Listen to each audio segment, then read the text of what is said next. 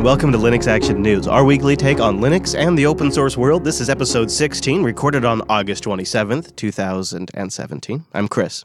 And I'm Joe. Hello, Joe. We have a lot to get to today, so let's jump right into it with some new hardware news from our friends over at the Ubuntu Budgie project. Yeah, they've teamed up with Nimbusoft, who are a UK-based, well, Clevo reseller, let's face it. But let's move on from that. They're selling laptops and an all-in-one PC with Ubuntu Budgie preloaded, which is pretty good news. I hadn't even heard of Nimbusoft, so good on them for doing this deal and making us aware of them. I hadn't heard of them either, and I was wondering, because they're UK-based, if perhaps you had. They also ship Ubuntu Mate systems as well as stock Ubuntu systems. You mentioned the Clevo thing. I actually want to touch on it just for a second, because I think it does matter in this case. So you have an iMac-like system. There's also a couple of laptops, a 14.1-inch widescreen laptop, as well as a 17.3-inch laptop. A nice thin one, though, 25 millimeters. It's actually pretty amazing for a 17.3. You mentioned Clevo, and I think it's important simply because what it comes down to with these Clevo resellers is the implementation, how they do it, what research they do, the configuration of parts. And that's why I'd like to get the audience's feedback on Nimbusoft, if you guys have bought hardware from them, what your experience was. What do you think of the lineup, though, Joe? This all-in-one type machine that looks pretty slick, which is getting more and more popular, especially in office places, and then these two laptops.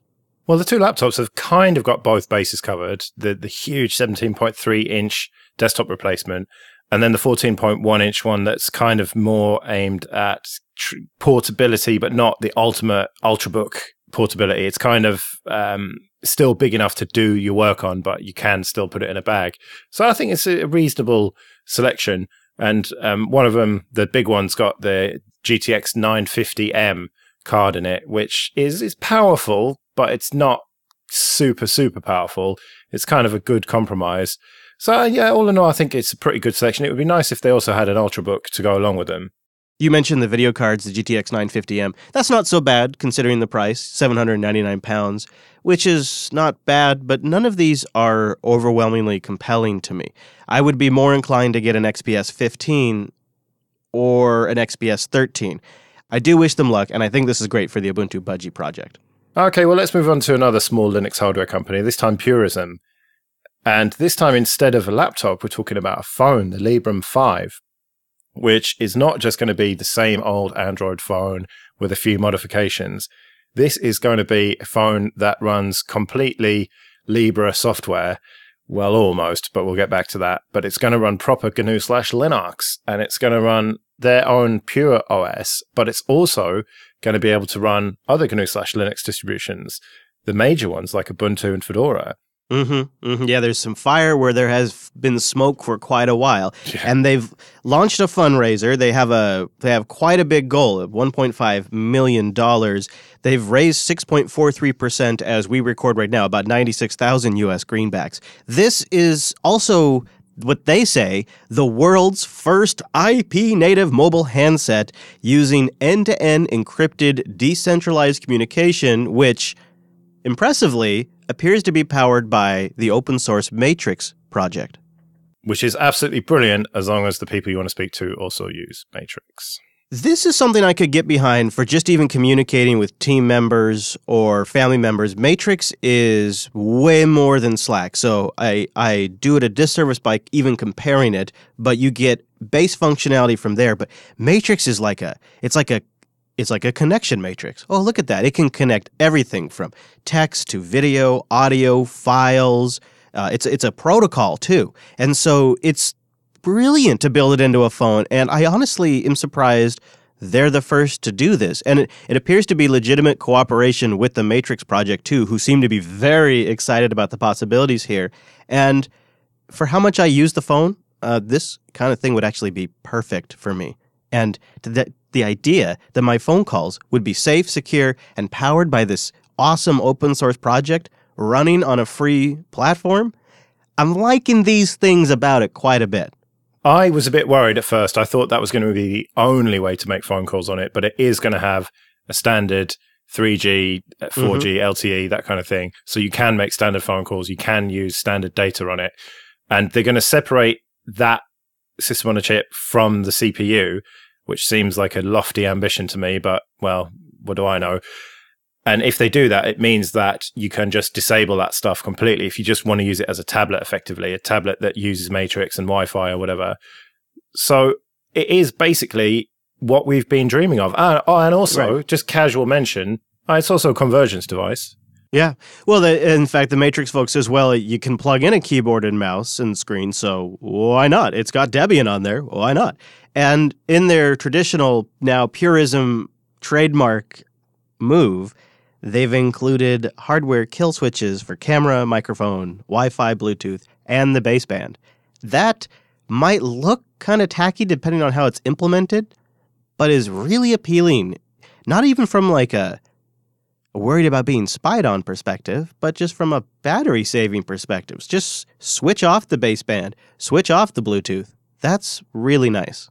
Yeah, it sounds like a very hackable little device, but it's funny that they talk about, well, what happens if we don't make our goal of $1.5 million?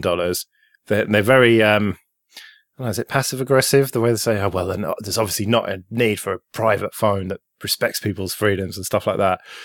And so they're kind of really banking on making this 1.5 million. And I don't know, is there that much interest in this? Ooh, it's only been a few days and they've already raised nearly 100,000, but I don't know, it seems a lofty goal to me. 1.5 seems really lofty, but it also seems like a more legitimate price of what it would actually cost. Maybe it seems like it would even cost more than that.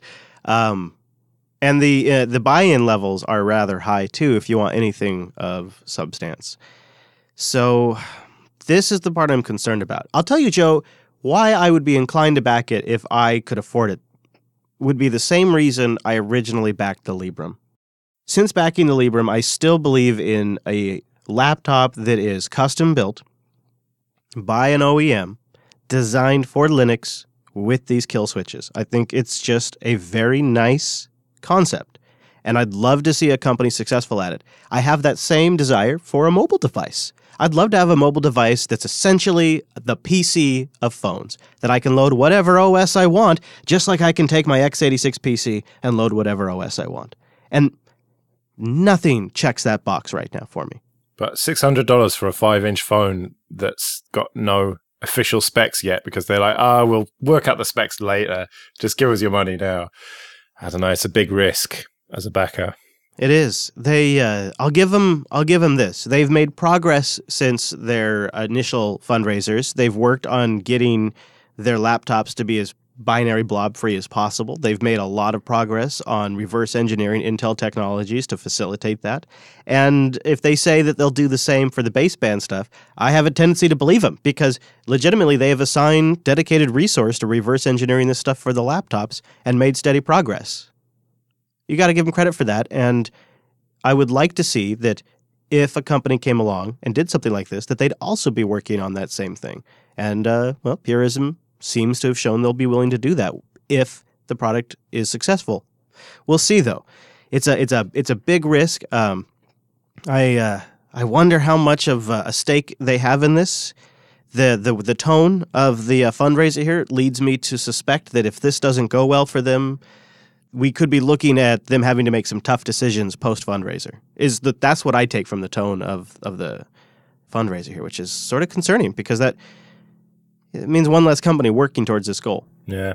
Well, I've been very cynical about them in the past, but I do wish them the best. I hope they make it. I'm not going to back it, but I really do hope they make it, and I hope that it proves that there is a need for a proper Linux phone.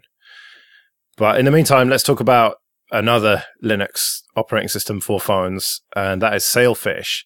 So Jolla have had all sorts of problems financially, and their latest scheme, shall we say, to make some money is to port Sailfish to the Xperia X, the Sony phone, and charge people €50 for the ROM. Now, I don't like to think of them as selling a ROM. I like to think of it more as accepting donations or forcing people to donate in order to download it. What's wrong with that? I mean, I think it's great. I think they should be charging $100. The problem is that it's a development ROM, and you can get development ROMs all over XDA for different operating systems. Oh, sure, yeah. I see, this to me, though, reads differently. I'm reading this as we're starting with this as a base, and then we are going to actually pay people to make it work really good for the Sony Xperia X. So it's like a first-class OS on the Xperia X, as if Sony shipped it running that. So if you look at their current state right now, they are lacking major features. They don't have Bluetooth. They don't support the step counter stuff, the barometer stuff, the fingerprint, or the FM radio. There's all kinds of little things that are rough around the edges that they're going to have to sit down and pay somebody to fix for months.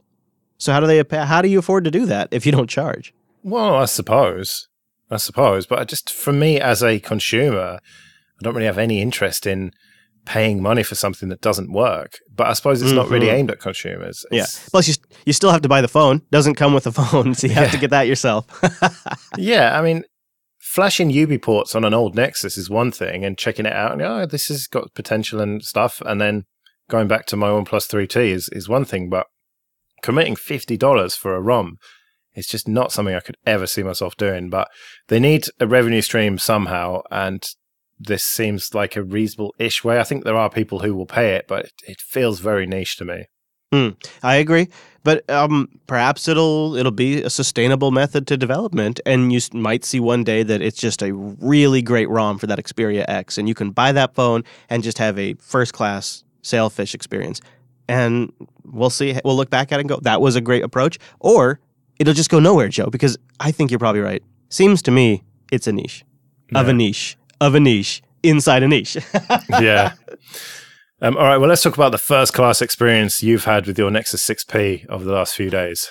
Yeah, I took the plunge for the show, of course, and upgraded the Nexus 6P to Android 8.0, which launched on August 21st. It's Google's Oreo release, and there's big changes to notifications, which are the thing I'm most excited about. I don't really know how it's going to play out yet because no applications support these new things, but the big one that matters to me is notification channels and notification grouping of the visual alerts. Those are going to be great features for those of us that are a little sensitive to interruptions by notifications. But there's other nice things in here too, Joe, but nothing that really jumped out at me immediately as an end user.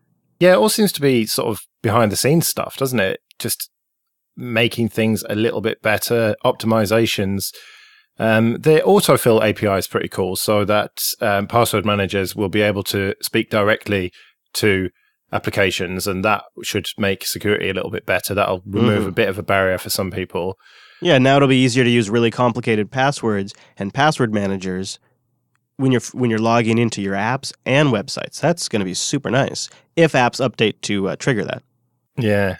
I don't know about fingerprint gestures. Now I've finally got a fingerprint reader, it doesn't work all that well, for me at least. So I'm wondering if fingerprint gestures are even going to be a practical thing, and I just can't really envisage how they're going to work. But clearly some developers have got ideas about that. I have a suspicion that a week or two into using Android 8, I'll have a better idea if their new background limits work. These are more like an iPhone, the way it works with limiting background things. It limits what apps can do in the background in broadcasting on any of your antennas, on the services they can pull on how often they can grab location. And these things, just tampering down on that a bit, could actually make some pretty significant overall improvements in battery life. So I'll probably give you an update on that at some point. If I ever get it on a tablet, I'd probably enjoy the new picture-in-picture mode. They say it works on phones too, but that sounds kind of nice. So if you're on Telegram and watching YouTube video, you could pop out the YouTube video and then go back into a Telegram chat and keep watching the video. So that all sounds kind of nice.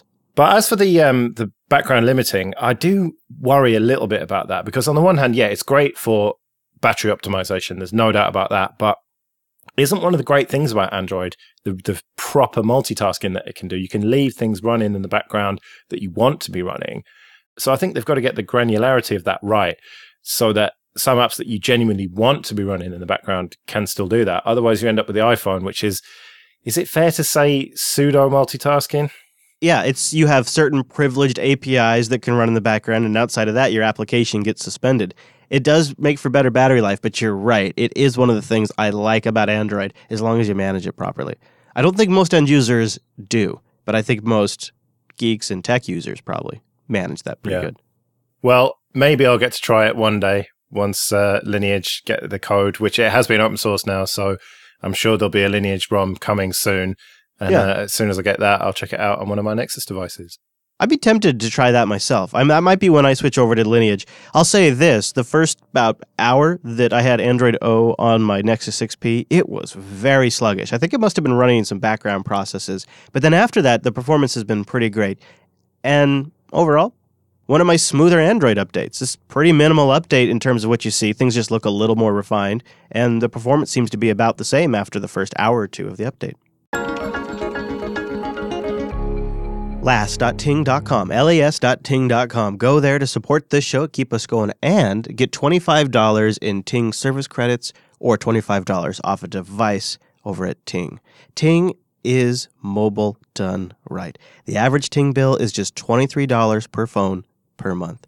It's $6 for your baseline, and then your usage on top of that. You just pay for what you use. There's no crazy agreements or contracts or early termination fees. They have nationwide coverage, GSM and CDMA to choose from. You just pay for what you use. You want a couple of phones? $6 a line, plus whatever Uncle Sam's cut is in your local neck of the woods. The thing that Ting is really focused on is an incredible user experience, a great control panel, fantastic customer service, and a blog that's constantly updated with useful information. They got the full spectrum of devices from really nice value devices all the way up to the brand new greatest iPhones and Galaxy devices. Also, just grab a Nexus device and bring it over to Ting. They're great, and they have CDMA and GSM support, so you can pick whatever works best in your area. Last.ting.com. Okay, let's talk about Chrome OS and their new Enterprise Edition. Not content with dominating the education market, at least in the US, Google have decided they're going to have a go at Enterprise now. And it kind of makes sense because the Enterprise doesn't really want to move beyond Windows 7 because 8, disaster, 10, don't really like that very much. And so they're going to have this version that has Active Directory support and is only going to be $50 per year per device, which compared to a Windows license is not very much. Yeah, they're really going after Microsoft here. They're going after Microsoft's bread and butter because this also comes with the Google Apps, which is a direct competitor to Microsoft Office. The offline enterprise features like Active Directory integration means we'll support your existing authorization infrastructure. And this was a classic Microsoft move. They did this to NetWare. Microsoft came in early to try to get Windows Server to take off, and they said, we'll support your NetWare infrastructure. And then eventually everybody moved off of NetWare. This is a brilliant strategy by Google. And if I was Microsoft, I'd be very worried here. Yeah. It's getting a bit crowded. Of course, Microsoft's focused on perhaps greener pastures. Microsoft and Red Hat have just announced plans to expand an alliance that they've had in place for a few years now. There will be now native support made available for Windows Server containers on Red Hat's OpenShift platform, which is their Kubernetes-based container application platform. Red Hat's OpenShift Dedicated is what it's called, will be offered also on Azure. Kubernetes. I've always said Kubernetes. I don't know. I think Kubernetes might be right. Kubernetes is just an old habit of mine. I'm horrible with those kinds of things. Don't follow my pronunciation. Get external verification. Yeah. But this cozying up, it looks good from a corporate point of view, but it doesn't look good community-wise, does it? Is that really a thing anymore? Because this is really about running Windows on GNU/Linux, isn't it? In fact, the third aspect of this, which is really big to my old school IT ears, is they're also greatly expanding the relationship, quote unquote, of the availability of SQL Server on Red Hat Enterprise Linux. Well, yeah, it means that you can either run Red Hat on Windows or Windows on Red Hat and SQL Server on either. Yeah. It's like a bigger, higher stakes version of the old deal that they established with Novell back in the day to run SUSE Linux on Windows virtual servers. This is Windows servers for the most part, Windows containers actually, running on Red Hat's OpenShift platform, which is eating a lot of Microsoft's lunch too these days. Well, I suppose if you can't beat them, join them, right? Yeah, absolutely. And it's still a win for Microsoft at the end of the day. If you're spinning up a Red Hat instance on Azure, that's revenue for Microsoft. Yeah. But you downplayed the community thing, but to me, I seriously think that it just makes people wary of Red Hat and therefore, by extension, Fedora. it just makes me think, it just makes me feel a bit dirty. If I was a Fedora user, I'd just like, I don't really like that Red Hat are cozying up so much with Microsoft. What about Ubuntu in the Windows Store or SUSE in the Windows Store? Does that bother you? A bit, if I'm honest, yeah. I feel like it's just a sign of the times. Things have changed. Yeah, definitely. You just have to accept it, but it doesn't make me feel any happier about it. You know, maybe I'm being a proper neckbeard here, but it's just, to me, Red Hat, they've always been the corporate side of Linux, but this, to me, is just, it really rams that point home, and how they really, I keep using the word cozying up, but that's all I can think of, because they're just being so corporate about it and just not caring really about anything but the bottom line here. They're not really caring about freedom and all the Storm and stuff. And I suppose they never have. They've always pushed open source and never once talked about free software. But yeah, it doesn't sit right with me. Yeah, fair enough. I suppose there's probably a lot of people that feel the way you do. SUSE, they're unperturbed by the expansion of the Red Hat Microsoft deal. Well, so they say. Yeah, of course. It's funny that they even make a statement about it. They were asked to comment, though, by IT Wire, and I don't know, it's sort of cagey. They were, I guess the question was posed to them, what do you think about Microsoft and Red Hat, quote unquote, cozying up and Red Hat becoming the preferred provider for Linux? And their response was, I don't see where it says Red Hat is preferred. Perhaps I'm missing something. They're very direct, aren't they? Very unambiguous. Yeah. If it doesn't say that. They also tweeted out after that, what's your toolkit for containers? We've expanded our offering, staying true to hashtag open source. Yeah, and they talk about being an open source company and all the rest of it. To me, trying to appeal to the community. Right. Sending Richard over to OggCamp to tell us all about how everything's open source and really community driven and all the rest of it. That's the image they're trying to go for, aren't they? They want to make money, but they don't want to be seen to be really corporate at the same time. And it's a good distraction from the fact that you totally fumbled the container craze and nobody's using SUSE to run all these container platforms. But they're working on it now, Chris. That's the main thing. Yeah, and I shouldn't say nobody, but it's essentially, in terms of market, nobody. Yeah. But either way, they're still going to use Btrfs or Btrfs, aren't they? Yeah, so people have been wondering what's going to happen now that more distributions are either launching with ZFS support or turning away from Btrfs support, like Red Hat, who was a while ago a rather large contributor and is now saying we're going to focus on other things like Project Stratus. SUSE has made a post on the SUSE blog over at SUSE.com, and they say that they're committed to Btrfs as the default file system for SUSE Linux Enterprise and beyond.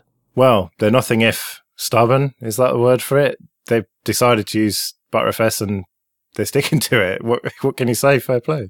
I am glad somebody is going to continue to support it and invest in it because it does have potential and maybe one day could really be something great for everyone. There's a little insight into the thinking that they have. On their blog in this post, they brag about being the #1 upstream contributor now to Btrfs. That's sort of like that socially awkward guy who's the last one at a party bragging about how he's the only one still partying. Everyone's left. We're all moved on to other things.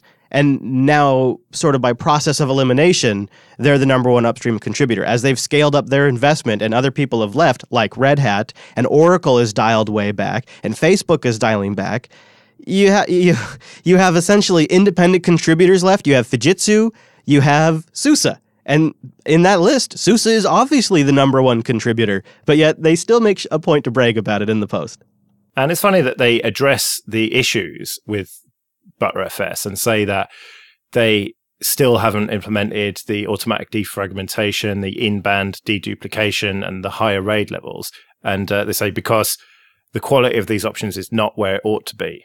Which, again, is kind of fair enough, really. That's them saying, look, the main bit of Btrfs is fine and enterprise ready, but there's certain features which we don't think are, and so we're just refusing to support them.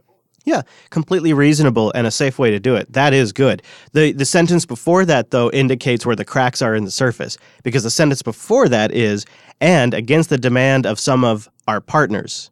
We're still refusing to support these things. So their partners, which might be a way of saying customers or people that want to base off of SUSE, want these features. They need these features in production. They're coming to SUSE and saying, Btrfs isn't sufficient for us.